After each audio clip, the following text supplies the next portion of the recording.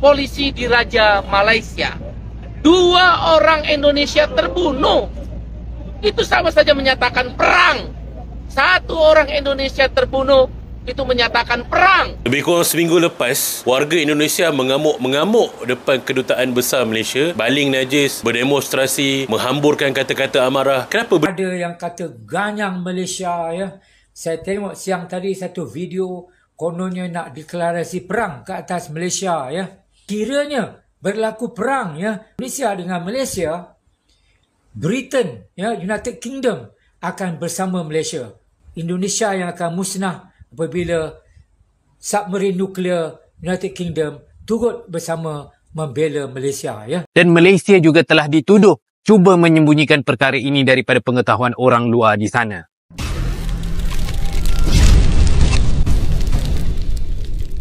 Assalamualaikum warahmatullahi wabarakatuh, geng. Berjumpa lagi bersama saya Iki. Gimana kabar-kabar saudara-saudara, sahabat-sahabat saya? Semoga kabar kalian selalu baik-baik saja. Dilindungi oleh Allah Subhanahu wa taala, dijauhkan dari segala bala musibah dan diberi umur panjang. Amin ya rabbal alamin.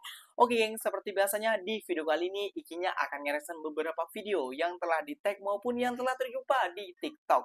Dan di video kali ini Ikinya akan ngereaction sebuah video yang lagi memanah dan tidak henti-hentinya, yang diketuai ketua partai yang berdemonstrasi di Kedutaan Malaysia yang berada di Jakarta, geng.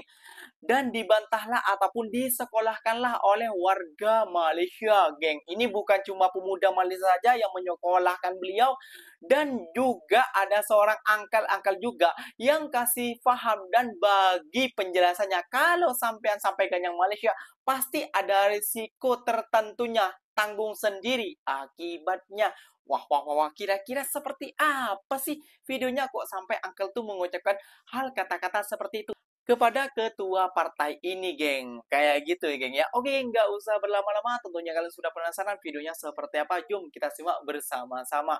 Namun sebelum simak, jangan lupa dulu dong, geng. Sempatkan untuk sokong channel ini dengan cara apa? Subscribe, like, comment, and share-nya. Apa benda silahkan komen di bawah. Janji jangan bergaduh. Oke, kita simak dulu videonya. Let's go. Yang menembak polisi di Raja Malaysia.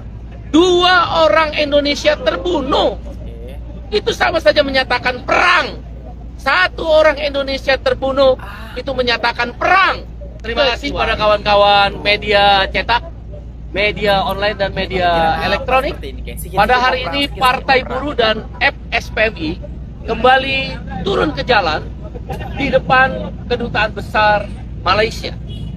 Kembali mengingatkan kepada pemerintah Indonesia sekaligus pemerintah Malaysia agar sungguh-sungguh bahwa telah terjadi pembunuhan, bukan illegal migrant workers, pembunuhan. Dan catatan informasi yang kami terima, 2 orang. Kok diam-diam saja ada pembunuhan, yaitu tertembaknya 2 orang pekerja migran Indonesia yang katanya ilegal. Kan katanya belum ada investigasi sepihak dari pihak yang menembak polisi di Raja Malaysia. 2 orang Indonesia terbunuh, itu sama saja menyatakan perang. 1 orang Indonesia terbunuh, itu menyatakan perang, kecuali melalui pengadilan. Ini tanpa pengadilan, polisi di Raja Malaysia mengeksekusi tembakan mati. Ada 1 orang kritis yang kemudian mati. Itu menunjukkan penembakan itu dilakukan secara membabi buta. Kalau dia terarah, langsung mati. Ada 1 kritis, belakangan mati, jadi yang mati 2 orang. Ini adalah pembunuhan. Kami meminta kepada pemerintah Indonesia, Menteri P2MI dan Wamennya, jangan kebanyakan lip service, melakukan konferensi pers, nyatakan ada pembunuhan. 1. Kami minta Menteri P2MI dan Wamennya nyatakan ada pembunuhan. Karena dia ada pembunuhan, maka yang membunuh harus dihukum. Siapa dia? Polisi di Raja Malaysia. Siapa yang menembak, siapa yang memerintah menembak, harus dipenjara seberat-beratnya. Itu 1. Nyatakan ada pembunuhan. Hei menteri, jangan enak-enak aja makan uang negara. Jangan enak-enak aja cuma konferensi pers. Abang Beca, saudara kami pun bisa jadi menteri kalau cuma konferensi pers. Yang kedua, jemput 3 orang lagi yang sekarang sakit. Kemana kamu semua? Mereka semua bekerja, bahkan illegal migrant workers, karena di Indonesia pemerintah tidak bisa menyediakan lapangan kerja. Coba ada lapangan kerja, nggak mungkin ada pekerja migran. Kok sekarang mereka berjibaku bertaruh nyawa, sekalipun misal ilegal, kok nggak dilindungi? Udah nggak bisa ngasih pekerjaan, nggak melindungi. Buat apa kamu jadi menteri? Oleh karena itu yang kedua, jemput yang sekarang sakit. Kami memberi waktu 1 kali 3 hari.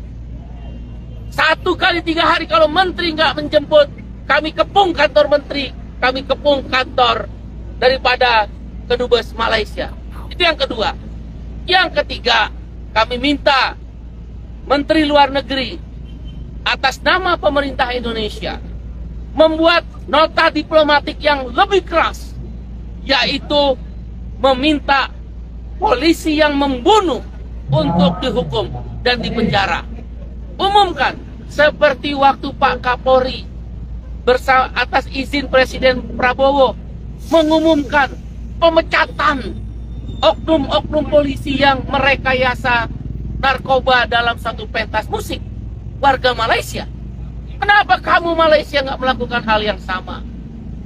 Kami minta agar diumumkan terbuka, tunjukkan melalui media Malaysia maupun media Indonesia, diborgol polisi itu dan dipenjara.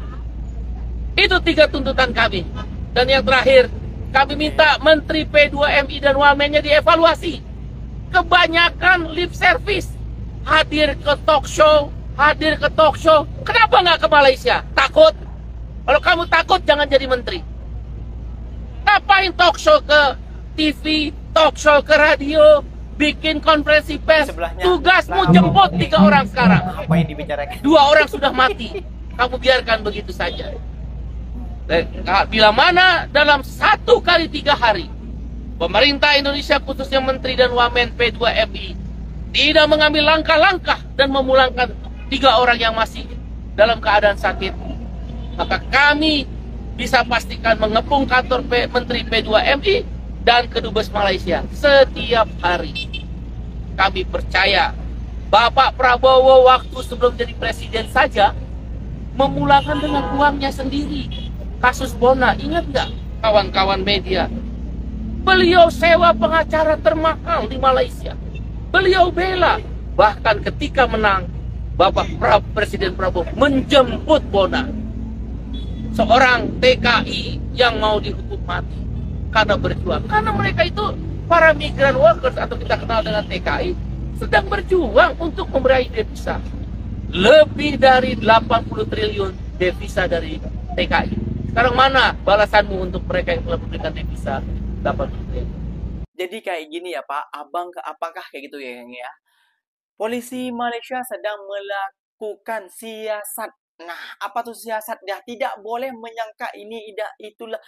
Polisi Malaysia harus melakukan siasat dulu sebelum mengadakan borgola penangkapan dan lain sebagainya. Kenapa? Eksiden itu bisa terjadi seperti itu ya geng ya.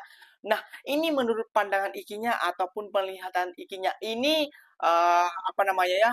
Ketua partai seperti ini ya biasa lah gengnya, namanya ketua partai bila turun ke jalan mengayomi rakyat ataupun seakan-akan membela itu ingin menaikkan namanya kayak gitu ya geng, biasalah namanya seperti itu. Dan juga dia mungkin ada pandangan lain tentang kepada TKI TKW supaya dilihat oleh warga Indonesia yang pertanyaan ini adalah partai mengayomi rakyat. Itu bisa terjadi juga ya geng ya.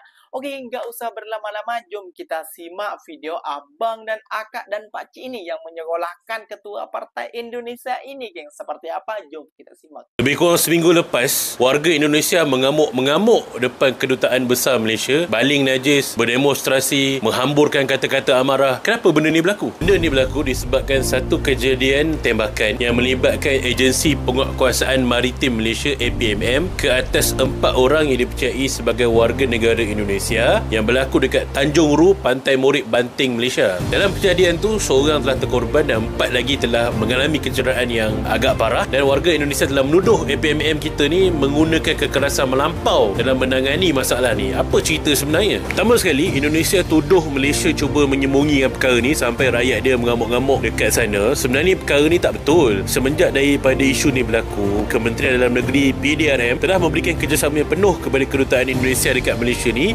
berikan mereka akses untuk melawat mereka yang tercedera dan juga melawat mereka yang telah pun terkorban dalam isu ni. Jadi tak ada pun isu Malaysia cuba sembunyikan apa-apa. Bahkan pemerintah Indonesia pun faham. Dia tahu isu ni melibatkan penghidupan haram, kemungkinan berlaku pencerobohan sepadan. Jadi kita nak tengok sama ada tindakan diambil oleh APMM tu berpatutan ataupun tidak. Kedua, ramai juga nak tahu kenapa kita tak backup anggota kita APMM ni sampai mereka terpaksa direhatkan semasa ada siasatan.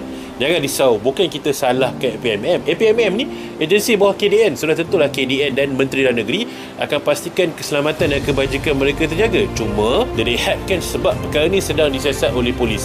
Kenapa polis kena siasat? Sebab kalau korang nak tahu, semua agensi penguatkuasaan dekat Malaysia ni bukan senang-senang mereka boleh lepaskan tembakan. Jadi bila ada berlaku tembakan dan melibatkan nyawa terkorban, memang kena ada siasatan untuk pastikan segala prosedur dan perintah tetap telah pun dipatuhi. Kalau mereka selepas ni didapati memang tak ada unsur-unsur bersalah, memang tak ada langsung elemen yang mengalahi, dan memang betul mereka terpaksa mempertahankan diri daripada serangan daripada migran yang cuba menyudup masuk ataupun keluar daripada sepadan Malaysia secara haram ni, mereka akan dikembalikan semula untuk bertugas. Ini jaminan diberikan oleh Kementerian Dalam Negeri. Akhir sekali, saya cuma nak cakap semoga isu ni dapat diselesaikan dengan baik. Semoga keharmonian antara Malaysia dan Indonesia terus terjaga, dan saya nak ambil kesempatan untuk memberikan tabik hormat kepada semua anggota-anggota yang bertugas di sepadan negara yang menjaga keselamatan, termasuklah APMM, AKPS, Immigration, PDRM dan juga PGA. Malahan saya pun sejak join Ikon Bela KDN ni, video pertama yang buat saya tersentuh tengok anggota adalah ketika saya melawat PGA di pos Banting. Jadi teruskan usaha anda, teruskan berkhidmat untuk negara, dan jangan risau, semua rakyat Malaysia di belakang anda. Assalamualaikum. Presiden Prabowo mengapa berlembut dengan Malaysia ya? Ada yang kata ganyang Malaysia ya. Saya tengok siang tadi satu video kononnya nak deklarasi perang ke atas Malaysia ya. Saya nak bagi tahu ya kepada pihak-pihak di Jakarta yang rajin buat video-video provokasi ini ya. Sekiranya berlaku perang ya ke antara Indonesia dengan Malaysia, Britain ya, United Kingdom akan bersama Malaysia kerana Malaysia ada perjanjian pertahanan dengan United Kingdom ya, kita panggil Defence Pact. Dan mana-mana negara yang menyerang Malaysia, United Kingdom akan campur sama. Maka jangan terkejut jika satu hari nanti tengok submarine nuklear United Kingdom sudah berada di Selat Melaka. Itu dia ya. Jangan main-main ya. UK dia ada lebih kurang 20 submarine nuklear. Dan Indonesia kena fikir baik-baik. Jangan kepada mereka yang buat video-video mencetuskan kononnya serang Malaysia ya. Jangan silap langkah ya. Silap hari nanti Indonesia yang akan musnah apabila submarine nuklear United Kingdom turut bersama membela Malaysia ya. Itu dia. Supaya saya berharap sangatlah, saya punya ulasan ini ya menghantar mesej yang sangat jelas kepada mereka-mereka khususnya di Jakarta. Saya lihat banyak yang berada di Jakarta ya yang membuat video provokasi. Hari ini tadi pun ada lagi video. Betul ke baru-baru ni ada ramai warga Indonesia yang mengamuk di depan kedutaan Malaysia? Dan kenapa pula ada anggota APMM yang direhatkan? 24 Januari 2025 baru-baru ini telah merekodkan satu kejadian tembak-menembak yang telah berlaku antara Agensi Penguatkuasaan Maritim Malaysia APMM bersama 5 orang warga negara Indonesia yang berlaku di Pantai Morit Tanjung Ru Banting, Malaysia. Dan hasil daripada kejadian itu telah menyebabkan seorang daripada warga negara Indonesia ini maut dan 4 lagi cedera parah akibat kejadian tersebut. Apa yang berlaku juga disebabkan kejadian ini adalah APMM telah dikecam teruk dan juga telah dituduh menggunakan kekerasan yang melampau terhadap 5 orang warga negara Indonesia ini. Dan Malaysia juga telah dituduh cuba menyembunyikan perkara ini daripada pengetahuan orang luar di sana. Baik, kita jangan terus melompat. Ini adalah pemahaman untuk semua tentang kejadian ini. Pertama, Malaysia tidak pernah sembunyikan apa-apa.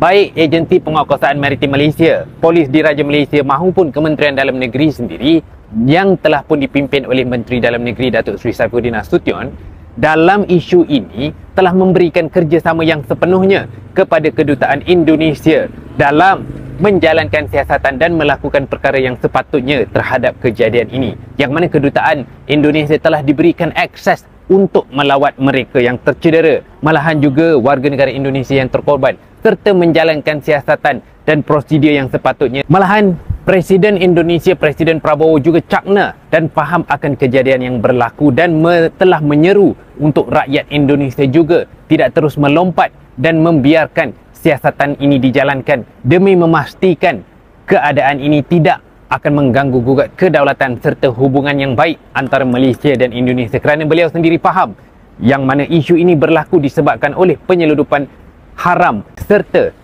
berkaitan dengan keselamatan, isu keselamatan sempadan sesebuah negara iaitu Malaysia sendiri. Namun persoalan yang bermain di fikiran rakyat Malaysia tentang isu ini juga saya faham, kerana apabila berlaku kejadian tembakan ini, kenapa ada pula anggota APMM yang direhatkan? Kenapa kita tidak pertahankan tindakan mereka? Baik, pertama sekali kita perlu faham, apabila berlakunya sesuatu keadaan seperti ini, standard practice yang akan dijalankan ketika siasatan sedang berlaku adalah seorang anggota ataupun anggota-anggota ini akan direhatkan demi memastikan keselamatan dan kebajikan mereka terjaga supaya siasatan dapat dijalankan dengan lancar. Mereka tidak digantung tugas, sebaliknya direhatkan dahulu buat sementara waktu. Dan kita perlu faham, semua penguatkuasa yang ada di Malaysia ini tidak boleh sewenang-wenangnya melepaskan tembakan terhadap seseorang maupun sekumpulan individu. Dan apabila berlakunya keadaan tembak-menembak, malahan ada juga yang terkorban, maka perkara ini perlu untuk disiasat dengan teliti.